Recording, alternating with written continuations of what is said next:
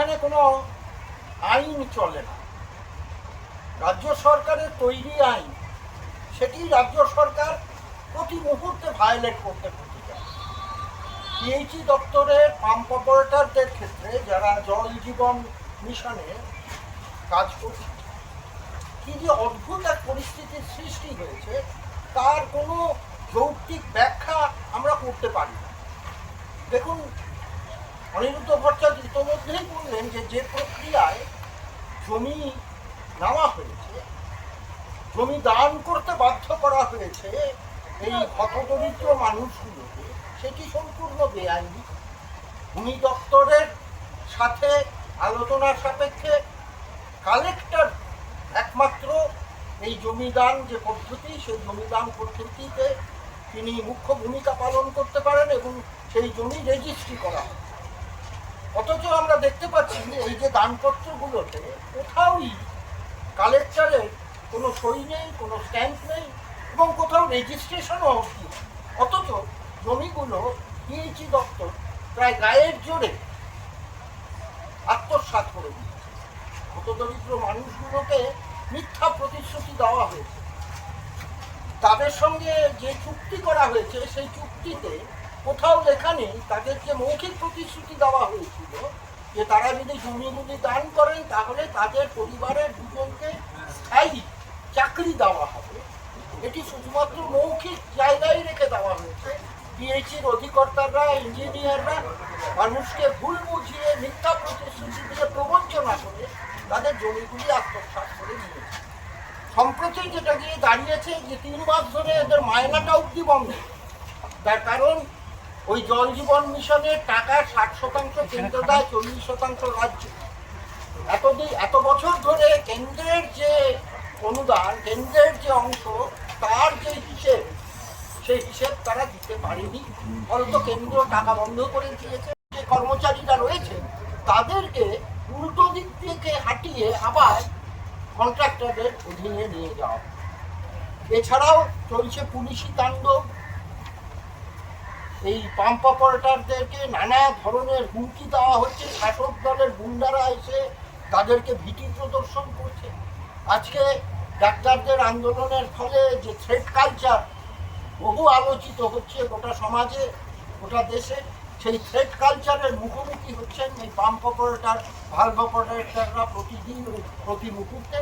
এবং এসবকে কেন্দ্র করে সংগ্রামী যৌথ মঞ্চ, ওই পাম্প অপারেটর, ভালভ অপারেটরদের যে সংগঠন, Paschimbanga PHE and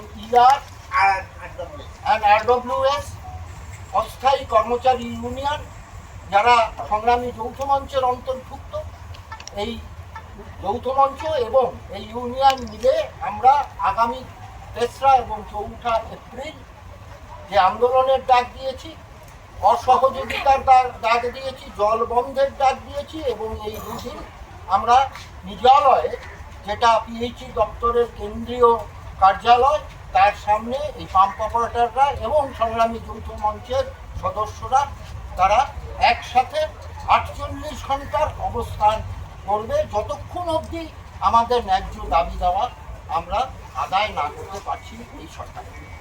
pump operator এবং ওই সংগঠনের উপদেষ্টা আমি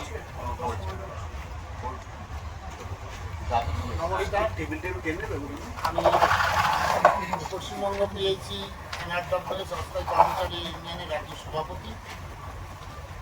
আমরা দীর্ঘ 93 সাল থেকে আমি এই কাজে যুক্ত।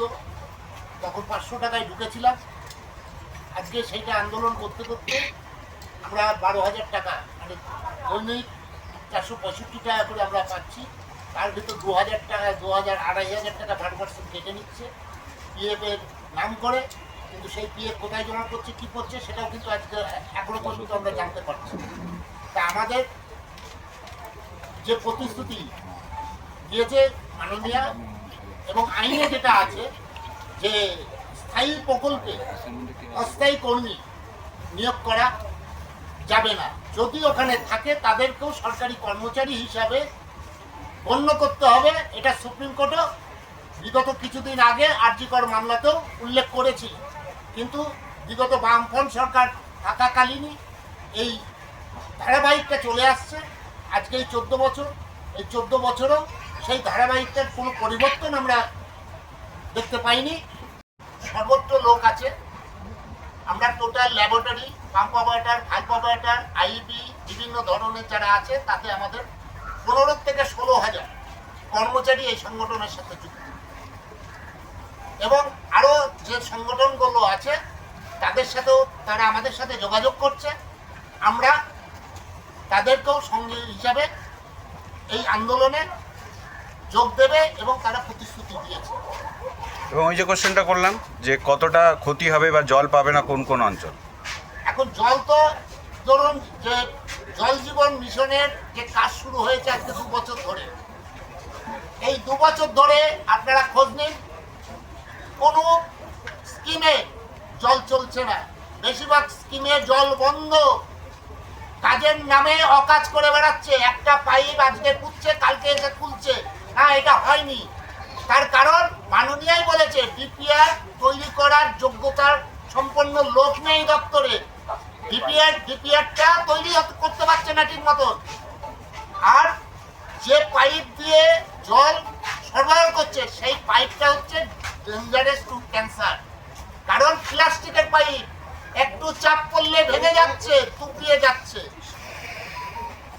ওখানে কোনো রকম এই যে জল নিরাপদ জল নয়, সরকার বলছে পরিশোধিত পানীয় জল। আমরা কাজ করছি পরিশোধিত পানীয় জল দিতে গেলে বিভিন্ন রকম মেডিসিন, একটা মেডিসিন ক্লোরিন ছাড়া কোনোটা সাপ্লাই নেই। তাও ক্লোরিন কোনো জায়গায় দিচ্ছে না। এইভাবে চলছে দিনের পর দিন। সেই সঙ্গে অস্থায়ী যারা 65 বা 60-এর ঊর্ধ্বে সেই সব কর্মীদের অবসর ভাতা দিয়ে পেনশন চালু করতে হবে। এবং জয়নগর, দক্ষিণ 24 পরগনা সহ সারা রাজ্যে যে জমি অধিগ্রহণ করেছে বেআইনিভাবে, সেই অধিগ্রহীত জমি সব দলিল বাতিল করে নতুন করে তাদের চুক্তিবদ্ধ করে সঠিক মূল্যায়ন করে এখনকার চলতি বাজার দর অনুযায়ী তাদেরকে ক্ষতিপূরণের টাকা দিতে হবে।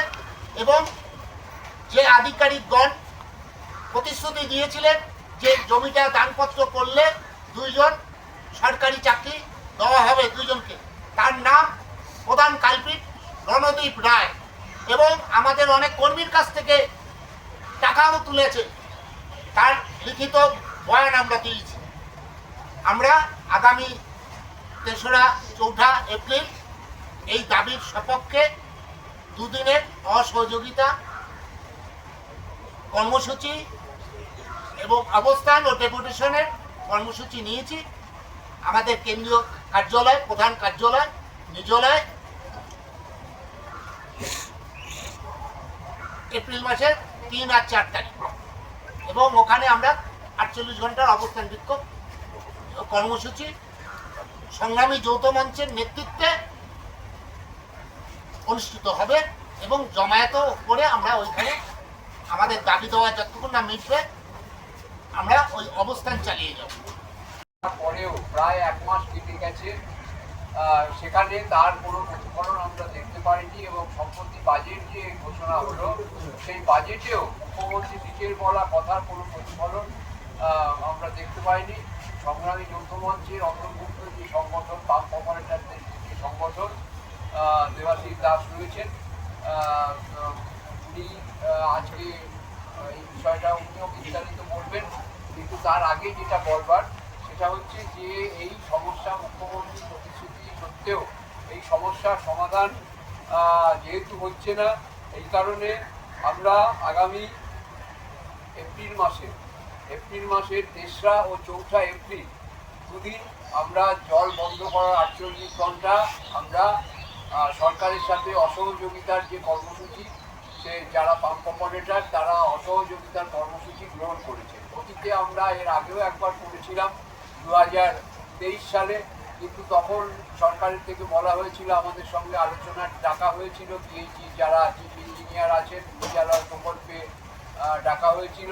তারপরে আমরা আলোচনা করে সেই সময় সেই কর্মসূচি স্থগিত রেখেছিলাম, কিন্তু আমরা খুবই দুঃখের সঙ্গে লক্ষ্য করলাম যে প্রায় 1.5 বছর অতিক্রান্ত হয়ে গেল, তারপর থেকে আর আমাদের সাথে কোনো দেখাও করা হচ্ছে না, আলোচনাও করছে না, এবং তার পাশাপাশি নানাভাবে এই পাম্প অপারেটরদের ওপরে আক্রমণ চালানো হচ্ছে, তাদের বেতন বন্ধ করে দেওয়া হয়েছে। তার অন্যতম কারণ হচ্ছে যে জল জীবন জল মিশন যে কেন্দ্রীয় সরকারের প্রকল্প রয়েছে, সেই প্রকল্পের টাকা হিসেব যেটা কেন্দ্রীয় সরকার দিয়েছে তার হিসেব রাজ্য সরকার ঠিকমতো দিতে পারছে না, সেখানেও দুর্নীতি হয়েছে।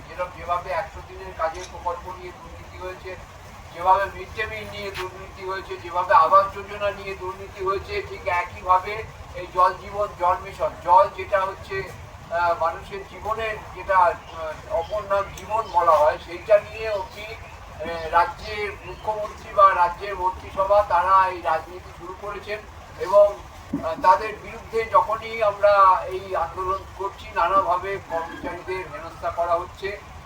এখন তাদের বেতন বন্ধ করে দেওয়া হয়েছে এবং তারা প্রায় অনাহারে দিন কাটাচ্ছে। তো এই পরিস্থিতিতে আমাদের অসহযোগিতা ছাড়া আর কোনো কর্মসূচি নেওয়ার নেই। আমরা সেই জন্যই ঘোষণা করছি যে এই 2025 সালের 3রা এবং 4ঠা এপ্রিল আমরা অসহযোগিতা করব এবং 48 ঘন্টা অবস্থান করা হবে। নিজালয় যে রয়েছে সল্ট থেকে সেক্টর 5-এ যে পিএইচির যে মূল দপ্তর রয়েছে, সেখানে আমরা 48 ঘন্টা অবস্থান করব। সমস্ত পাম্প অপারেটররা সেই অবস্থান করবে এবং যে দাবিগুলো নিয়ে আমরা লড়াই করছি সেখানে যতক্ষণ না মীমাংসা হচ্ছে, আমরা দীর্ঘ লড়াইয়ের ফলে দু একটি ফল পড়েছে, যেমন পাম্প অপারেটরদের ক্ষেত্রে অন্য কিছু যে অনিয়মিত কর্মচারী, সেই অনিয়মিত বা কন্ট্রাকচুয়াল কর্মচারীদের 5 লক্ষ টাকা অবধি তাদের অবসরকালীন সুবিধা দেওয়ার কথা হয়েছে।